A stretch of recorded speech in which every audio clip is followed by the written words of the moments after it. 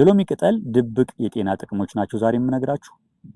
የሎሚ ቅጠል አንደኛ፣ የሎሚ ቅጠል በተፈጥሮ መዓዛማ ንጥረ ነገሮችን የያዘ ሲሆን የሎሚ ቅጠልን ሻይ ላይ አድርጎ መጠጣት ወይንም ደግሞ የሎሚ ቅጠሉን ቆርጠን አጥበን ከዚያም በእጃችን በትንሹ አሸት አሸት በማድረግ ወደ አፍንጫችን አስጠግተን ማሽተት አንደኛ ድካምን እጅግ በጣም ይቀንሳል። ሁለተኛ ደግሞ አእምሮን ይሰበስባል ወይንም ደግሞ አእምሯችን እንዲረጋጋ ያደርጋል። ሶስተኛው ነገር የተሻለ እንቅልፍ ወይንም ደግሞ ደስ የሚል እንቅልፍ እንዲኖረን ያደርጋል። አስገራሚ የሎሚ ቅጠል ለጤናችን ያለው ጥቅም ደግሞ የምግብ መፈጨትን ያግዛል።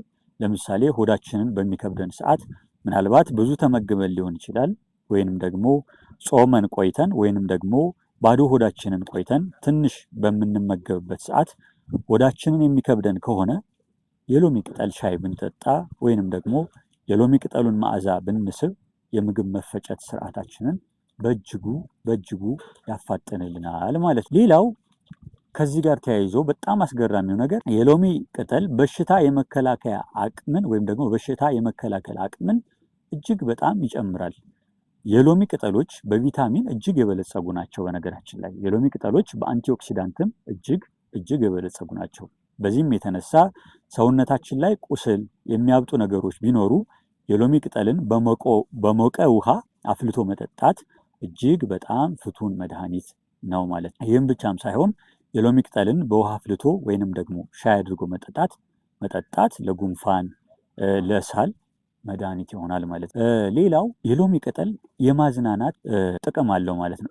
እንድንዝናና ያደርጋል። እንዴት ነው ጥያቄው የሚሆነው? የሎሚ ቅጠሎችን ማሽተት ወይንም ደግሞ አፍልቶ መጠጣት ከመጥፎ የድብርት ስሜት እንድንወጣ ጉልበታችንን ለመጨመር እንዲሁም በጠዋት ከጠጣነው ደግሞ ቀናችንን ብርሃናማ እንዲሆን ያደርግልናል ማለት ነው። ሌላው አስገራሚው ጥቅም ለራስ ህመም፣ ለመገጣጠሚያ ህመም የሎሚ ቅጠል እጅግ በጣም ጠቃሚ ነው።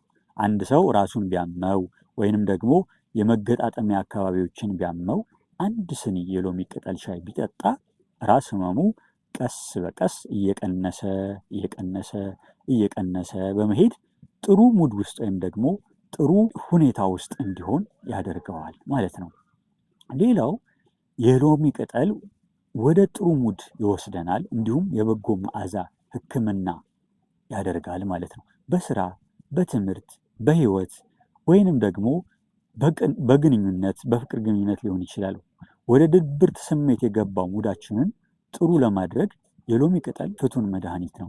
ሌላው የሎሚ ቅጠል አሮማ ቴራፒ ወይንም ደግሞ የበጎ መዓዛ ህክምናን ይሰጣል። የሎሚ ቅጠል ትኩረት እንድናደርግ፣ ንቁ እንድንሆን እንዲሁም ደግሞ ቆንጆ ስሜት እንዲሰማን ያደርጋል። ሌላው ለቆዳና ለፀጉር ጤንነት ያለው ጥቅም ነው። የሎሚ ቅጠል አፍልቶ መጠጣት ቆዳን እጅግ ያጠራል። እንዲሁም ደግሞ ፀጉራችን እንዳይነቃቀል ወይም ደግሞ ጠንካራ እንዲሆን